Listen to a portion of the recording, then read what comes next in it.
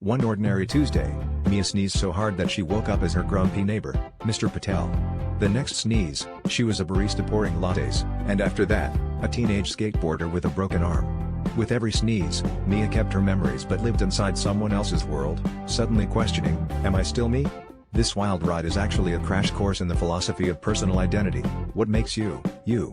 Is it your memories, your body, your personality, or something else? By the time Mia finally sneezed back into her own life, she realized being yourself is way more complicated and sneezy than she ever thought.